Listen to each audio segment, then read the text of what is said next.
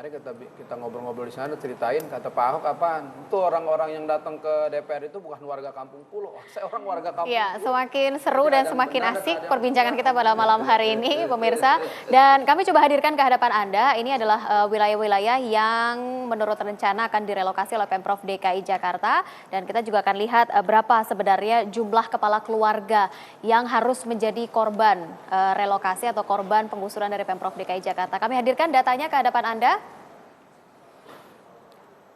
Ya, ini adalah wilayah relokasi yang direncanakan oleh Pemprov DKI Jakarta.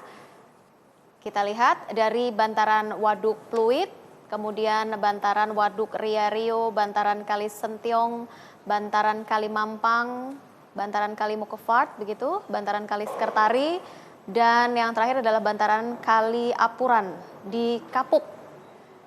Ini yang sudah. Ya, ini yang akan direlokasi dan yang sudah direlokasi. Jadi sudah jumlah kepala keluarga ada 2.100, kemudian di Bantaran Waduk Riario ada 350, di Bantaran Kali Sentiong ada 200 kepala keluarga, kemudian di Kali Mampang juga 325 kepala keluarga, di Bantaran Kali Mukefart 136 kepala keluarga, di Kali Sekertari 235 kepala keluarga, dan yang cukup banyak juga di Kapuk, begitu ya, 1.500 kepala keluarga yang terancam untuk direlokasi, begitu B.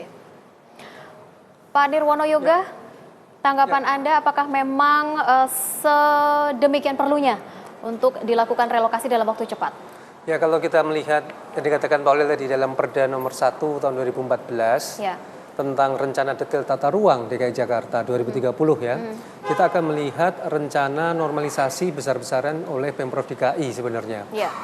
Paling enggak 13 sungai. Nah, sampai dengan tahun 2017 nanti itu ada 4 sungai sebenarnya, yaitu Ciliwung, Pesanggaran, Angke, dan Sunter. Artinya kalau itu akan dilakukan, bisa kita pastikan akan banyak sekali penggusuran atau relokasi yang dilakukan gitu. Contoh umpamanya kalau kita kembali ke kasus Kampung Pulo tadi di Ciliwung ya. Di Ciliwung ini target sampai dengan tahun 2015 akhir ini itu ada 19 titik, B. Jadi 19 titik itu nanti tidak hanya berhenti di Kampung Pulo itunya, Mas, karena pasti dalam waktu dekat nanti yang paling dekat kan adalah Bukit Duri, Bidara Cina sampai dengan ke arah Condet. Nah, ini ada 3 hal penyebabnya yang sampai terjadi miskomunikasi ini. Yang pertama adalah Pemprov DKI tidak mau memberikan penjelasan secara tuntas sebenarnya kepada masyarakat yang akan terdampak akibat dari normalisasi kali. Karena lebar sungai sekarang ini untuk Ciliwung itu kan hanya sekitar 10-20 meter. Sementara supaya kapasitas hujannya bisa maksimal minimal itu 35 meter. Kemudian jalur hijaunya kiri kanannya sebagai jalan inspeksi nanti minimal juga 7,5 meter di kiri kanannya. Kalau lihat peta itu bisa dipastikan perumahan di kiri kanan pemukiman sepanjang Bantaran Kali Ciliwung sekarang akan terdampak, artinya direlokasi. Nah, yang kedua yang tidak terinformasi dengan baik adalah bagaimana kelanjutan bagi warga yang tinggal di Bantaran Kali tadi. Apakah semua akan dipindahkan ke Rusunawa mana yang terdekat umpamanya, atau mungkin tadi terjadi dialog umpamanya seperti keputusan mau di kampung Deret Susun atau mungkin kampung Susun umpamanya. Ini kan harusnya mengajak dialog kepada warga supaya yang diperoleh adalah win-win solution gitu.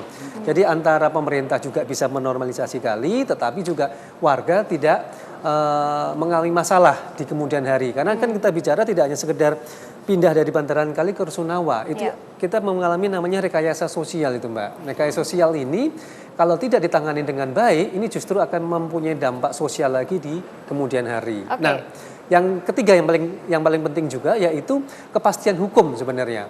Banyak dalam kasus yang Kampung Ciliwung ini yang kita temukan antara peraturan satu dengan peraturan lain ini ternyata tumpang tindih. Contoh yang dikatakan oleh Mbak Be sama Pak Holil tadi ya, tentang soal ganti rugi umpamanya. Nah, di Pergub ini kan menyebutkan ada proses ganti untung sebenarnya, bukan ganti rugi. Nah, tetapi di atasnya di undang-undang itu menyebutkan adalah bahwa negara tidak boleh mengganti rugi jika ada warga yang tinggal di tanah negara. Oke, Pak Nah, Nirwono, kami coba menerjemahkan apa yang sudah Anda sampaikan tadi kaitannya dengan aliran dari Manggarai, kemudian Kampung Melayu, Kalibata, dan juga Condet, begitu ya. Kita coba hadirkan dalam sebuah grafis apa yang tadi sudah disampaikan oleh Pak Nirwono Yoga, bahwa memang ada beberapa wilayah yang teraliri begitu ya oleh sungai-sungai, kali, Ciliwung, bahkan sampai ke Condet. Condet, Ya, ya. kita coba hadirkan.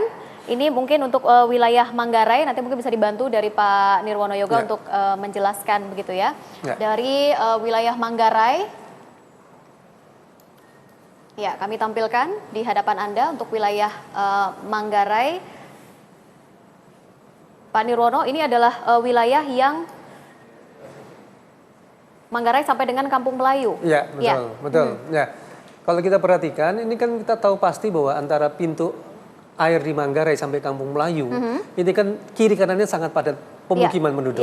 Ya, kalau tadi direncanakan lebarnya sampai 35 meter sesuai dengan rencana awal, plus 7,5 di kiri dan 7,5 di kanan, maka bisa dipastikan pemukiman dari bantaran kali sekarang selebar 15 sampai 20 meter itu nanti akan terdampak. Oke. Artinya mereka tidak bisa mendirikan bangunan karena itu akan menjadi bagian dari badan sungai dan jalan inspeksinya. Oh. Nah, artinya kalau tadi Pak Khalil bicara soal ada kampung deret susun gitu, itu harus dilewat setelah yang 7,5 tadi.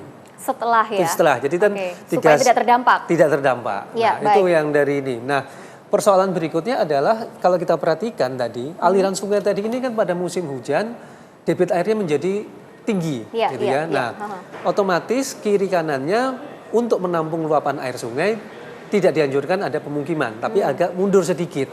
Nah, disinilah perlunya diskusi antara warga. Sampai batas mana air tadi aman untuk meluap, kemudian disitulah bisa diusulkan berbagai macam usulan dari warga. Oke, kita coba hadirkan untuk wilayah Kampung Melayu, kemudian Kalibata dan juga Condet. Kami coba hadirkan gambarnya ke hadapan Anda. Ini adalah wilayah Kampung Melayu sampai dengan Kalibata, 6,61 km. Masuk ke wilayah Jakarta Selatan sekarang kan. Nah, ini juga yang harus diantisipasi juga. Ya, gitu betul. ya? Jadi yang justru dalam waktu dekat akan dilakukan mulai dari arah Bukit Duri, Bidara Cina, sampai dengan ke arah Kalibata. Nah, saya yakin pasti belum banyak sosialisasi yang diperoleh warga di sepanjang bantaran kali ini. Atau mungkin juga gitu. belum mendengar begitu adanya rencana ini begitu ya. Ini yang saya katakan tadi, Bebe. Kalau saya setuju dengan Pak Yoga ya. Kan kalau kita pergi ke luar negeri, masuk ke balai kota itu ada market kota katakan San Francisco sekarang. Nah, begini, kota San Francisco 5 tahun lagi. Ini kan nggak ada. Saya ceritakan satu kasus lebih ngeri dari yang sekarang ini. 167 hektar empang bandeng itu milik orang Betawi. Datanglah pemerintah zaman Gubernur Hengantung. Di sini akan didirikan Soekarno Tower, yaitu akan membimbing landing pesawat. Oke, sisa-sisa Soekarno Tower masih ada di PLTA Ancol. Kemudian datanglah Orde Baru, Soekarno Tower kagak jadi karena Soekarno Tower Soekarno beneran aja jatuh, masa mau pasang Soekarno Tower kagak jadi nih barang. Terus mau bikin apa? Binaria kan? Tanpa ganti seperak, jangan salah paham. Karena itu famili saya yang memiliki.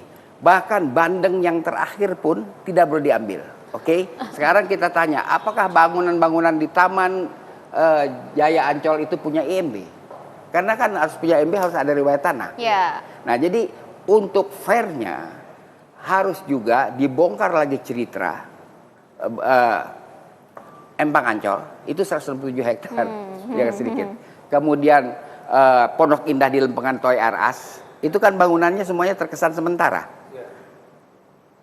Jadi oleh karena itu saya rasa kalau kita mau membuka ini semua, kita harus jangan tanggung-tanggung bahwa tidak sepenuhnya kampung pulau penghuniannya bisa kita benarkan, ya kan? Artinya ada posisi Pemda yang kita benarkan, tapi juga harus disoal 160 empang yang diuruk, kan bukan oleh mereka. Nah itulah, jadi supaya kita fair, ya kan? 160 empang yang hilang di DKI, kan bukan oleh mereka. Iya, itu mungkin yang harus dipikirkan ulang dan juga harus diantisipasi begitu ya. Dan bahkan di tempat saya liwat 8 malam di daerah Bentaro itu ada empang yang gede juga lagi dikurung gitu. Katanya bakal bikin super mall. Oh, oke. Itu empang Tapi itu. secara tata kota itu juga berbahaya begitu ya. berbahaya. Nah, ini Sebenarnya. jadi Betul. kita jadi rakyat kecil, rakyat sedang, rakyat gedean dikit, rakyat gede yang melanggar hukum harus ditertibkan. Oke, Jangan baik. cuma rakyat kecil.